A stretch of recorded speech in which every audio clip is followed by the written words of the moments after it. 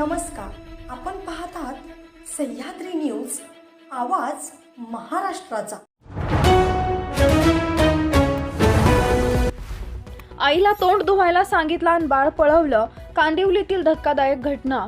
मुंबईतील कांदिवलीमधून एक धक्कादायक प्रकार उघडकीस आलाय। येथील एका रुग्णालयातून महिलांनं बाळ चोरून नेले। 20 दिवसाच्या बाळाची चोरी करून महिला फरार झाली होती। अखेर या महिलेला अटक करण्यात आली आहे। या घटनेनं परिसरात एकच खळबळ उडाली आहे। पोलिसांनी दिलेल्या माहितीनुसार पोलिसांची दिशाभूल करण्यासाठी ही महिला प्रथम मुलाला मालवणी परिसरात घेऊन गेली होती।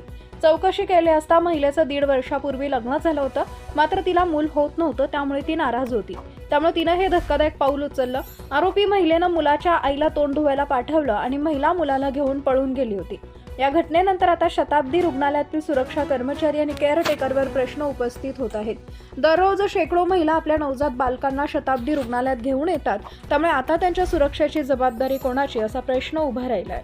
सह्याद्री न्यूज आवाज महाराष्ट्राचा कार्यकारी संपादक प्रवीण धेंडे, मुंबई।